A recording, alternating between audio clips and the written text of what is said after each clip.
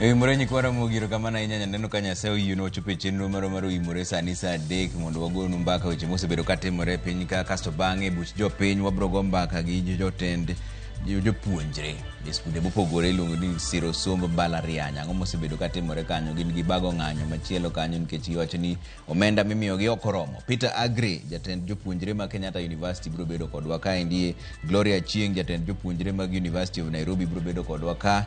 To gi Fidel Newton, en jakom jopuonjre mar JKUAT, Jomo Kenyatta University of Agriculture and Technology, mondo winjane pachgi ni ten wach mane ang'o mathago jopuonjre manie mbalariany. Wantiere ka gi Belinda Dhiambo Nyarge Makala kaka jaloko marwa.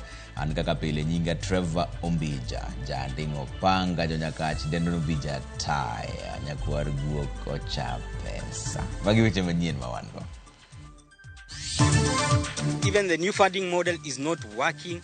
The staffs of the university you are seeing here are very bitter. Chenro mag somo rochore mbalariany mag sirikal e pacho ka mangima kaluwore gi ng'anyo mar jopuonj kod jotije mbalariany go mochakore ayanga. This House approves the appointment of Mr. Douglas Kanja Kirocho as the Inspector General of the National Police Service. Od buro puodho Douglas Kanja ne lemo mar ogai mar obila ma pacho kae. Anybody who goes to hospital effective 1st of October will be treated under the Social Health Authority benefits. Biro bedo midhiero ne jo Kenya mapok ondikore chenro manyien mar SHA ka sirikal olando ni NHIF ok bi tiyo bang' ndalo 12 mabiro.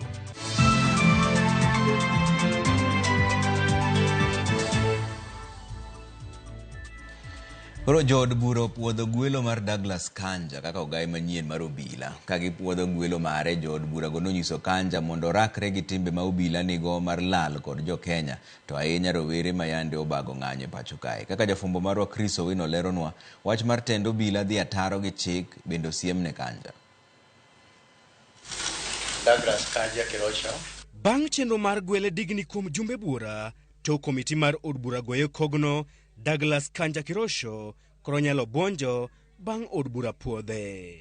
This House approves the appointment of Mr. Douglas Kanja Kirocho as the Inspector General of the National Police Service. As members of that opinion say aye. Will those of the contrary opinion say nay? The ayes have it. Douglas Kanja mane ochako tiegruok mare mar obila higa mar 1985 koro rito chamo muma kendo chako tich ayanga kaka ogai manyien mar obila ma pacho kae. Kanja man kod lony maradhai e bad migawo mar obila mag majoni kata GSU oyudo sir maduong' kowuok kuom jo od bura. He's not antagonistic, Mr. Speaker. He's a calm, disciplined officer whom, even if he interacts with other officers in all ranks, they will tell you that he has a listening ear, which is really one of the attributes of a leader. We need an Inspector General, Mr. Speaker, who will get out of those air-conditioned offices and go to the ground and go and see what is going on. And I can attest that Mr. Kanja is one such gentleman who listens to issues raised by members of parliament from experience, and I have no doubt in my mind that he is going to deliver. Kata kamano, jo od bura onyiso Douglas Kanja mondo tiek wach mar obila ndhiyo kendo lal kod rowere ma osegoyo tach e dweche bura mokalo. Jo od bura bende dwaro mondo Douglas Kanja oneni obila oluwo chik kendo miyo luor katiba e bwo telo mare. Make sure that he respects the rule of law. Respect the judiciary.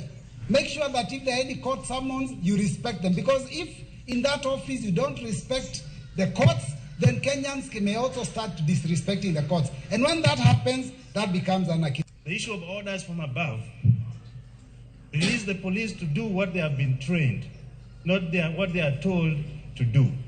Mr. Speaker, we realize this when we were on the streets, when somebody just say, what are you doing with those MPs? Tear gas them.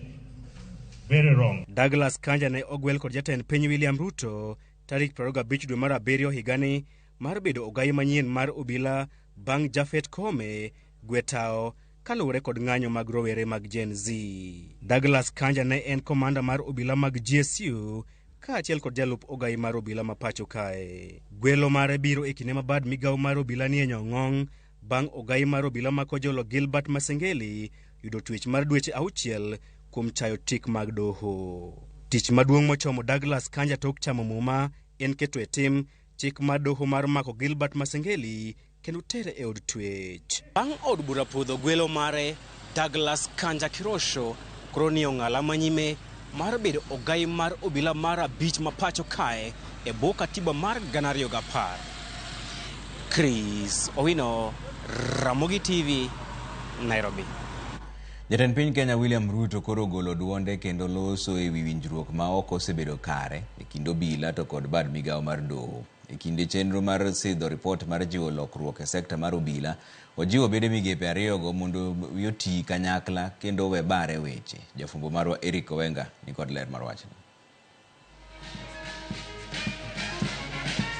E jumbe manok mosekalo gai mar obila makojolo Gilbert Masengeli osebedo kayudre e tago maliet kuom rem luwo chik mar doho ma eri kalure kod bura mamiene e wi lal mar rowere moko mabende wachore ni ondhi gi jogo ma ichich godo ni gin obila. E wi mano Masengeli osebedo kachal kama temo pimo muya ni jang'ad buche Lawrence Migambi mosebedo kongirore e bura mare no. I am acutely aware that the National Police Service is an independent institution, and so is the judiciary. But ultimately, we have one master, the people of Kenya.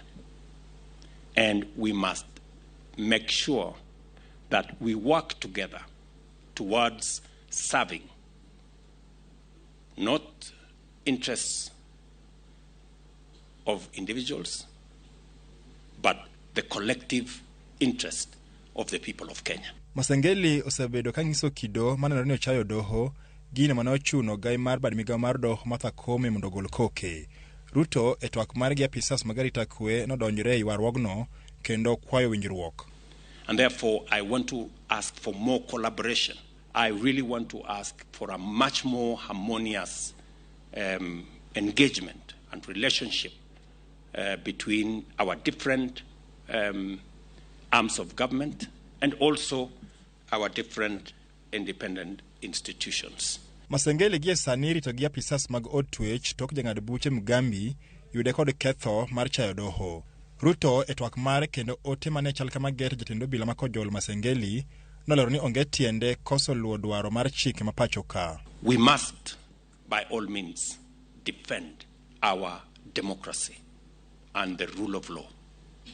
We must ensure that we also defend our independent institutions. And that requires leadership that appreciates that our independence is for purposes of making sure that we serve the people of Kenya. It is not independence for any other purpose. It's not an easy matter to be able to put together all the competing issues and interests of the country and maintain security. And therefore, this whole of government coordinated approach is the solution and the pathway that will help us realize and balance all the competing interests. Kalor ga jatend piny Ruto ywarogno bende osedhiro gai mar doho Koome gi Masengeli kabayo weche kagoyo korgi koni koda kocha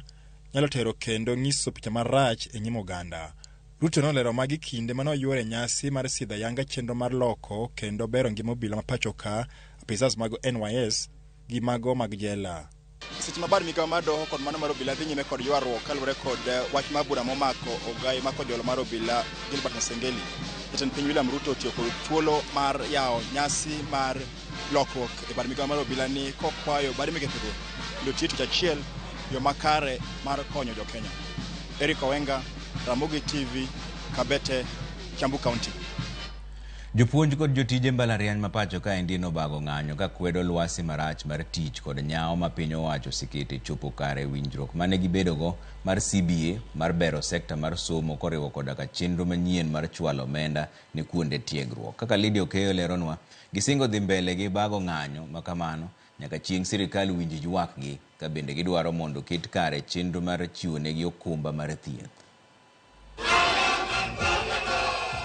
Ng'anyo mar jopuonj kod jotije mbalariany ma pacho ka e bwo riwruoge motese ni The University's Academic Staff Union WASU kod KUSU The Kenya University Staff Union nochakore ayanga kawuono.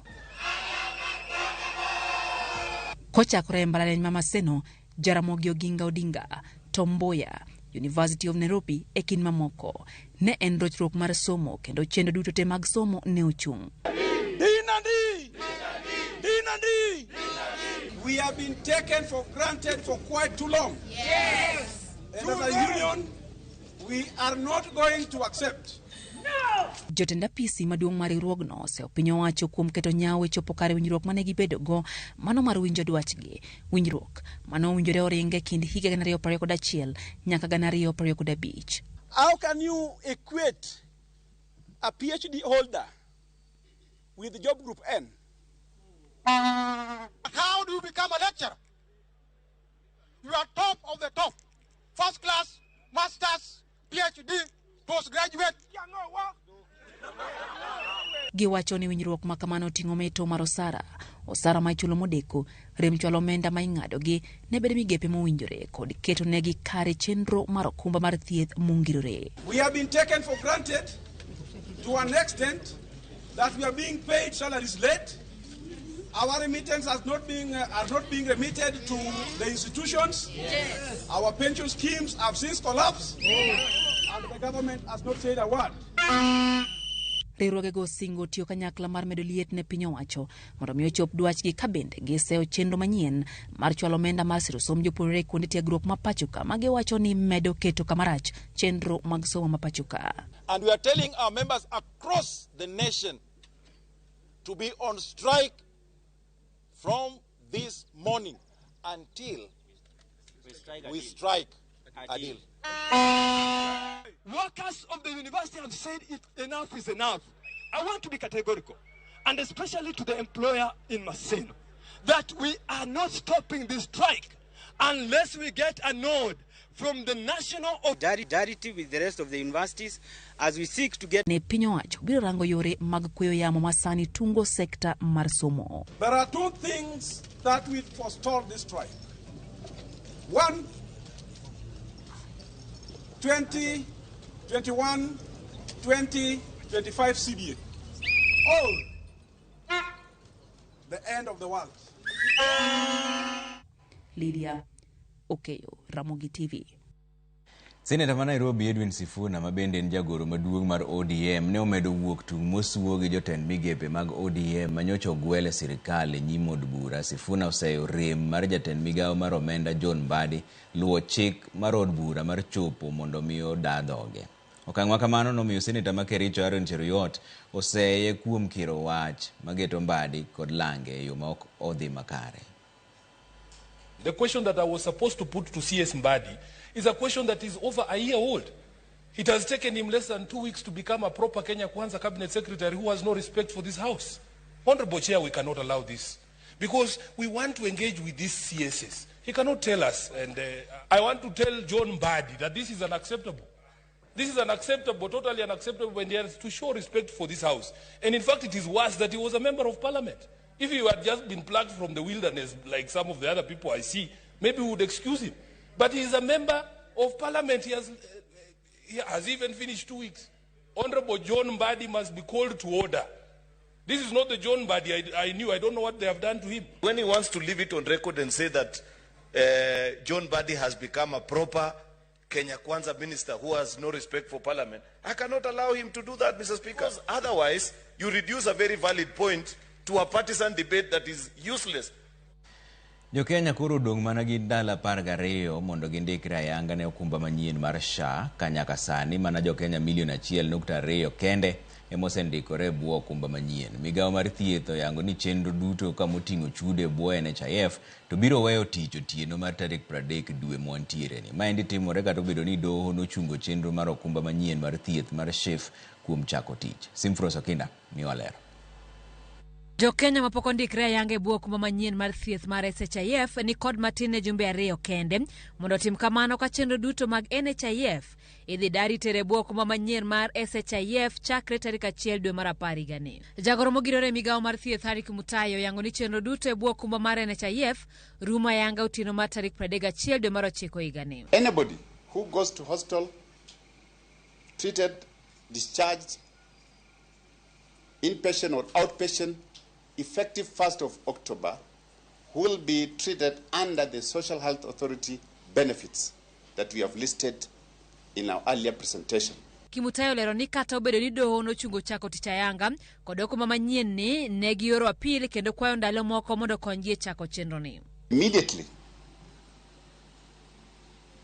our council applied for the stay of order, which was granted by the same court, the same judges, that you are given a stay order for 45 days. Kimutai bende olero ni girito ng'eto mar doho mabiro tim tarik 20 kata kamano chenro duto dhi nyime kaka nochan. We have since filed our appeal, the formal appeal, after we are given the 45 days of stay of execution for us to file our appeal.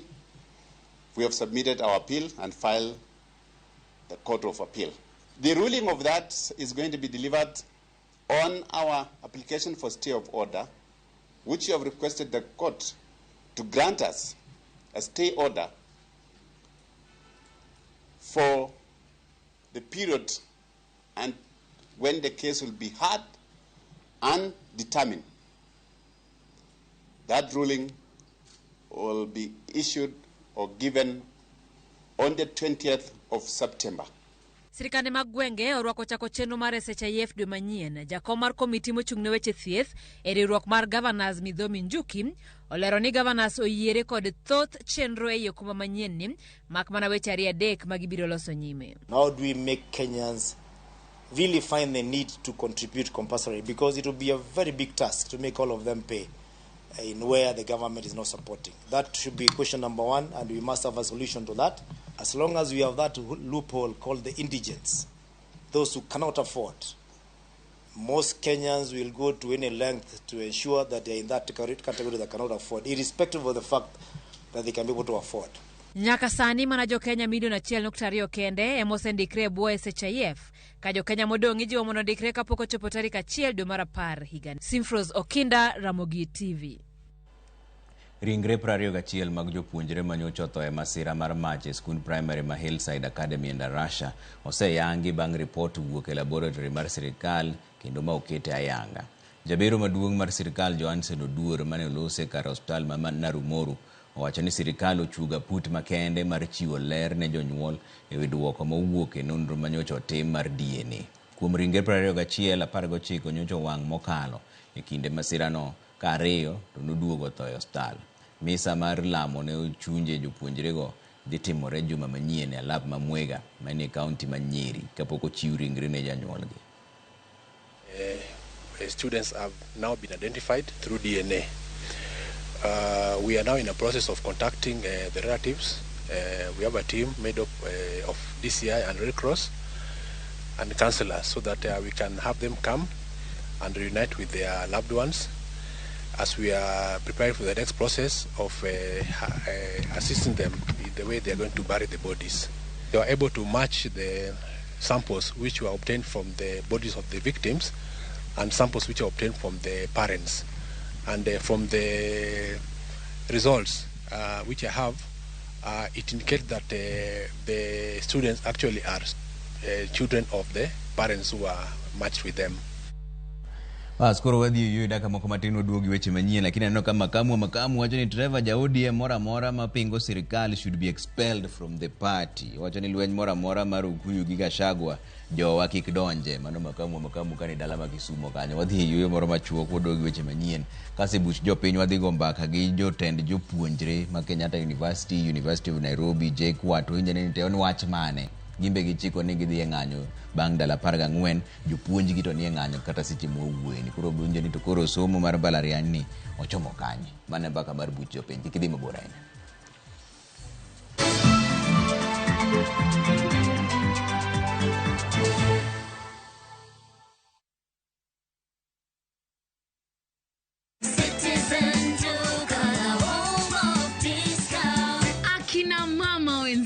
Leo nawaletea discounts za maajabu. Citizen Duka, the home of discounts, inakuletea mama mpenzi package ya wiki hii kutoka Quickmart. 500 ml quick choice milk ilikuwa 50 shillings, saizi imeshuka hadi 42 shillings. 2 kg soko ugali ilikuwa 134, saizi imeshuka hadi 119. 2 kg Ajab home baking flour ilikuwa 172, saizi imeshuka hadi 149. 3 liters fresh fry cooking oil ilikuwa 1060, saizi imeshuka hadi 699. 5 kg ya basmati rice ilikuwa 1863, saizi imeshuka hadi 1199. Ukinunua hii package ukitumia Citizen Duka utalipa only 2208 shillings, meaning utakuwa umesave 1071 shillings. Piga *487*5# na ulipe saizi kama stock bado iko. Ukishalipa utapata confirmation message ya kukuambia sasa you can go to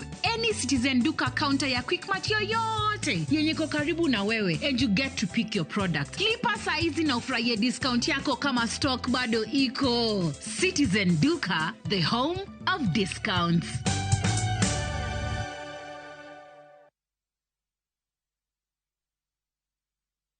Jomosha na Shabiki Aviator. Shinda 3 million in cash prizes. Aza ndege yako to the highest multiplier. Shinda 50,000 kila siku. Halafu grand prize ya 350,000 Kenya shillings kila wiki. Runway iko so clear. Log in to shabiki.com na udeposit pesa yako, sawa? Then click on casino. Alafu select transfer to casino, Then weka amount unataka kutransfer. For example, 50 bob. Kachwani tu. Halafu click transfer funds ili kuconfirm. Click on casino na uweze kucheza Aviator.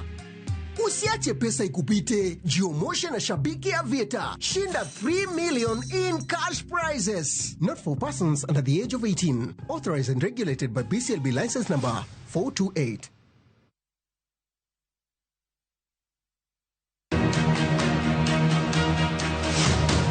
Ne teko mar chung motegno mar joot kod bedo gi chir mar kedo gi adiera. Inisiki betka kar mondo dhi manyi pesa onge. Yien tiwuotho. Nyithindo chiwo paro kuom gik machandogi. Inne shida gi kite. Kawuono shida macha. Onge gimenyalo konyo kata chien. Geno manyien biro. Gik moko dhi bedo makare. Akwai wadhi tedo dini kweda dien. No. To bang' kinde matin, gik moko duto lal nono. To baba donge dhi oloso pesa. Tango mo mi gera kamae. Nikech miriambo. Baba okinyal wacho no gimine ni temo wacho no endi. Owuondu nango. Be joodno biro tony ne singo mar miriambo. Mana e Winam Cinema. Jumapil, saa 2:15 otieno kod saa 4 otieno. Mana e Ramogi TV.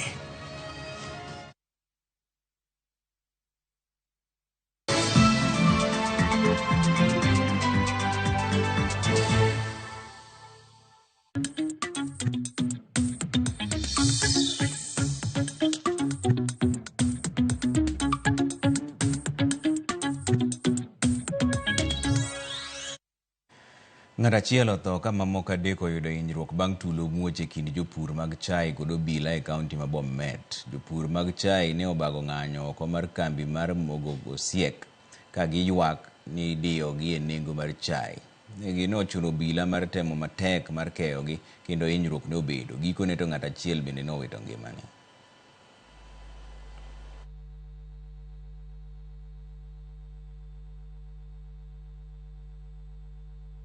Ilikuwa tu ya bei ya bonus yenye iko chini. Hao wakulima walikataa shilingi 20. Ndio maana wakulima wote wakajitokeza ili waulize haki yao. This was a peaceful demonstration. But to our surprise, mtu mmoja akapigwa. Wenye wanahusika na hii maneno ya bei ya bonus, tafadhali mubadilishe kia yenu, kwa sababu hatutakubali hiyo maneno, hatutakubali 20 kabisa. Niambiwa askari limuua. na atakuwa msafara, alikuwa tu anaenda kando. Alikuwa kwa kazi, then vile hii vurugu ilichacha, and then akatoka kuja kuangalia pia, and then all of a sudden akapatwa na hiyo risasi. Juu alikuwa kilomita mbali sana kwa penye watu walikuwa wanafanya maandamano walikuwa.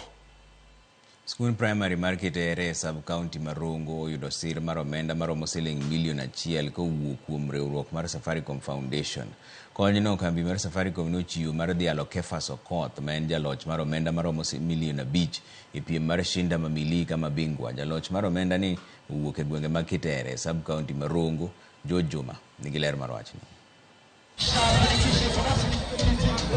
Sir makamae kambino mar Safaricom Foundation otim madhialo Kefas Okoth mawuok e gwego ma Kitere sub county Marongo mane obedo jaloch mar omenda maromo milion 5 e piem mar Shinda Mamilioni kama bingwa.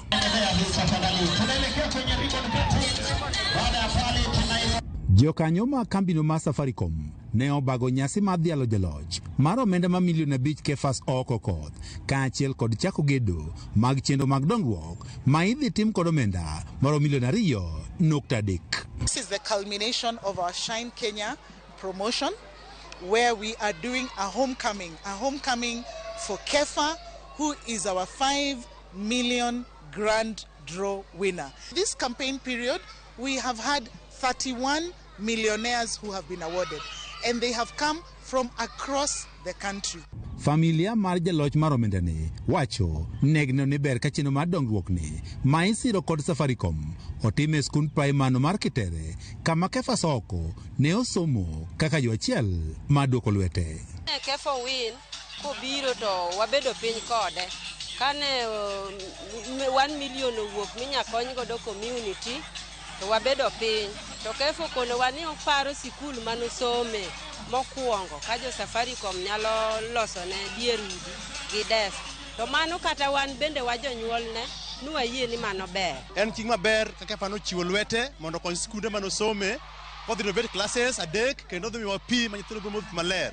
Angeni mano biro konyo mondo nyithindo o improve their performance academically kendo kata school dhi konyore nikech pi ne nitie need maduong' ne skundwa ka.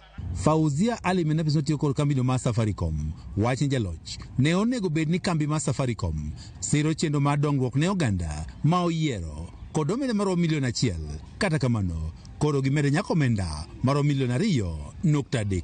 Kefa has selected this school, a school he went to in his youth, for us to spend the 1 million to upgrade some classrooms. In addition to the 1 million that we had set aside, the Safaricom Foundation has given an additional 1.3 million shillings so that we may be able to upgrade the classrooms, buy furniture, bring water tanks to just help with the water supply, but also just to uplift the quality of learning for the students. Kao pogore kod jolo chendogo mag dongruok e skund primary no mar Kitere, kambi ni mar Safaricom bende ne obedo kod chenro mar puonjo johala kod joriemb boda lony e tiyo kod omenda yore makare kod mamoko. We have engaged the boda riders and small traders, teaching them about digital literacy and financial literacy. All these are young people, they are starting to earn money, so it was a chance for us to teach them how, when you earn money, this is how you save, this is how you invest. So today it was all about digital inclusion. How do we get more customers to get onto the world of the internet? We cannot be saying we're in the 4th industrial revolution and half the country doesn't have smartphones. So today we had a session with open market vendors who do smartphones. George Juma, Ramogi TV, Migori.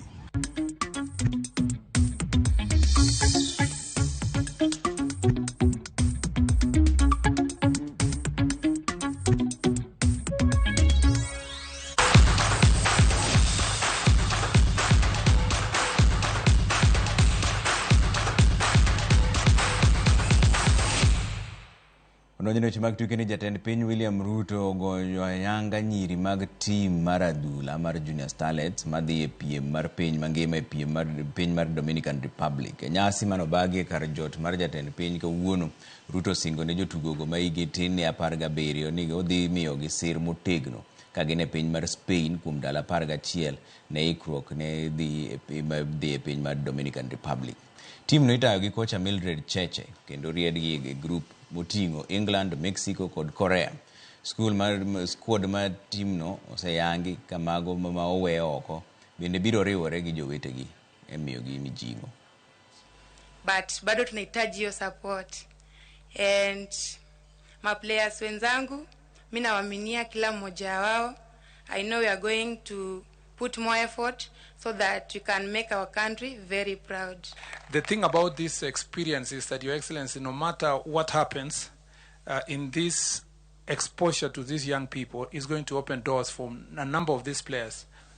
I want them to be in the team that will accompany you and be part of this historic event as a representative of all the others who participated but did not eventually make it to the final team because it had to be a certain number. I know coach has had a difficult moment. The coaches who are here, pongezi sana coach for doing a wonderful job. You have also made history to coach the first team in Kenya. Ikruok osechakore ne tielo mar ariyo mar ng'wech mag luoro gwenge mar Chepsaita cross country ka e thuolo ni jochan ng'wejego oseyawo chenro mar ndikruok madhi chakore ngeso mabiro ni ma en tarik 21. Ogai mar ng'wejno Faruk Kibet wacho ni en ma okang' machielo magidhi tiyo godo mar kelo oganda kanyakla kendo jiwo dongruok margi kokalo e tuke. Thor wach en ng'wech ma wang'ni en jiwo somo miluongo ni Run for Education. Ng'we mag Chepsaita cross country dhi pogi e kidienje 8 ka kwan ng'wech duto to dhi bedo 16. En piem ma ipuoyo kaka mano manie rang'iny mamalo ni mar joloch 100 mokwongo biro yudo siling 10,000 moro ka moro mar siro gi somo kata school fees margi. Mano kopogore gi mich madongo ma bende ochan miyogi kaka joloch. Ndikruok mar jotugo dhi timore nono maonge chudo kamoro miluongo ni Chep Kemel Dispensary mani Chepsaita Eldoret mano kaunti ma Uasin Gishu kendo yawe ne jong'wech manie kind higni 5 nyaka higni 70. Nyasi mar ndikruok idhi yaw gi jatend kweth jood bura mang'eny manie Shungwa, jaod bura ma Webuye West Dan Wanyama kod patron mar tukego men Faruk Kibet. Race number 13, final race. Sasa watoto 371.